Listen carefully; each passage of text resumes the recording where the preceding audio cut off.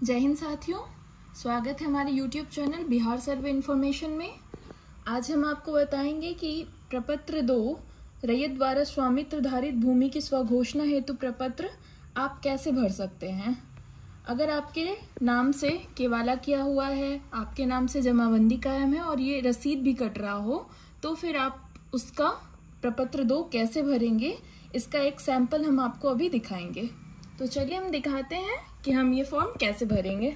सबसे पहले है राजस्व ग्राम। जहाँ पे आपका ज़मीन है वहाँ का आप राजस्व ग्राम डालेंगे, कौन सा है,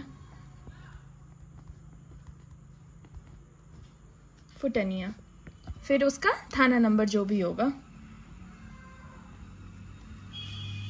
फिर है हल्का नंबर। अगर आपको पता है तो आप डाल लीजिए, नहीं पता है तो आप इसको छोड़ भी सकते हैं। फिर है पुलिस थाना। वहाँ राजस्व ग्राम का जो भी पुलिस थाना होगा वो डालेंगे हम।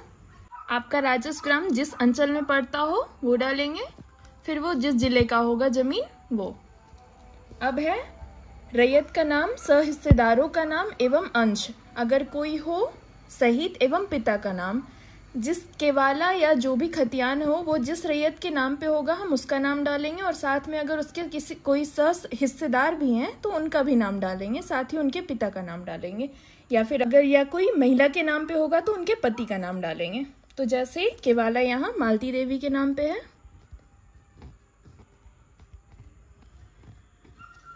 इनके पति का नाम।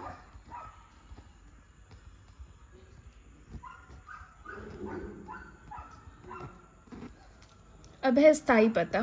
आपके आधार कार्ड में जहाँ का भी अस्थायी पता होगा वो यहाँ हम फिल करेंगे, जिसमें कि आप ग्राम डालेंगे, पोस्ट ऑफिस डाल देंगे, जिला और पिन कोड। आपका जो भी होगा वो आप यहाँ डालेंगे। अब है खाता खेसरा रकबा। मीन्स कि आपकी केवाला जो कि आप लिए हुए हैं उसमें जो भी खाता होगा, खेसरा होगा और उसका जितना भी रकबा होगा वो यहाँ फिल करेंगे। तो जैसे यहाँ खाता है 29, फिर इसका खेसरा है 123 और इसका रकबा होगा 11 डिसमिल। ये आप अपनी केवाला से देख सकते हैं। और एक और मान लीजिए आपका खाता खेसरा रकबा है, तो खाता 17, खेसरा 194 और इसका 1 एकड़ 12.5 डिसमिल। अब है चौहद्दी। इस दोनों खेसरों का जो भी चौहद्दी होगा वो आप यहाँ फिल करेंगे, वर्तमान चौहद्दी।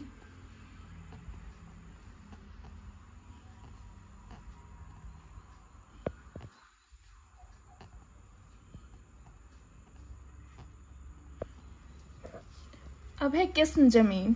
आपका जमीन जिस तरह का होगा, मीन्स कि अब वो आवासीय है या फिर कृषि योग्य है या फिर केवल खाली पड़ा है, पड़ती है, तो आप जैसा भी जमीन होगा उसका किस्म यहाँ लिख देंगे। जिस खेसरे का जैसा किस्म होगा वो यहाँ लिखेंगे। मान लीजिए इसका कृषि है तो ये कृषि योग्य हो गया, और मान लीजिए इस खेसरे का आवासीय है तो ये आवासीय योग्य हो गया। अब है शेष को छोड़कर लगान। ये आपको आपके जमाबंदी रसीद से मिल जाएगा। आप वहाँ देखेंगे जो भी शेष छोड़कर लगान होगा वो आप यहाँ फिल कर देंगे। मान लीजिए 90 रुपये। अब है जमाबंदी संख्या। ये भी आपको जमाबंदी रसीद से मिल जाएगा। आप ऊपर के साइड देख सकते हैं, अगर आपका नया रसीद है तो ऊपर के लेफ्ट साइड में आपका ये लिखा होता है जमाबंदी संख्या। मान लीजिए 194 है। यहाँ पे आप वर्तमान भाग और पृष्ठ भी लिख दीजिएगा। ये भी आपको जमाबंदी रसीद से ही मिलेगा। अब है भूमि पर दावा का आधार, यथा उत्तराधिकार, धान, क्रय, बंदोबस्त या अन्य। आपको जिस तरह से वो भूमि प्राप्त हुआ होगा आप वो चीज़ यहाँ लिख देंगे। जैसे कि मान लीजिए ये केवाला द्वारा प्राप्त भूमि है तो यहाँ हम क्रय लिख देंगे। और अगर अभियुक्ति अगर कोई हो, तो अगर भूमि से संबंधित कोई अन्य जानकारी हो तो आप वो यहाँ अभियुक्ति कॉलम में फिल कर सकते हैं। जैसे कि न्यायालय में अगर कोई वाद विवाद चल रहा है तो वो डाल सकते हैं, या फिर मोटेशन के लिए आप अप्लाई किए हैं तो वहाँ इसका याचिका संख्या भी डाल सकते हैं।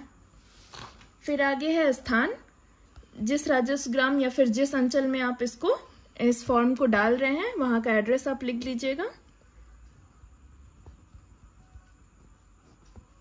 तिथि, जिस दिनांक में आप इसको डाल रहे हैं। रैयत का हस्ताक्षर, अंगूठे का निशान, मोबाइल नंबर एवं आधार संख्या। आपका केवाला जिस भी रैयत के नाम से होगा वो यहाँ हस्ताक्षर करेंगे, या फिर अगर वो हस्ताक्षर नहीं करते हैं तो वो अंगूठे का निशान लगाएंगे। मान लीजिए केवाला या खतियान 2 से 4 लोगों के नाम से है तो उनमें से कोई एक भी हस्ताक्षर करेंगे तो वो चलेगा। और फिर यहाँ पे रैयत का हस्ताक्षर हो जाएगा, उनका मोबाइल नंबर जो भी होगा और आधार संख्या उनका जो भी होगा। इस तरह से हम प्रपत्र 2 को फिल करेंगे। फॉर्म फिल करने के बाद आप इसे शिविर कार्यालय में या फिर आपके राजस्व ग्राम के जो भी सर्वे अमीन होंगे उन्हें जमा कर सकते हैं, या फिर आप इसे ऑनलाइन भी अपलोड कर सकते हैं।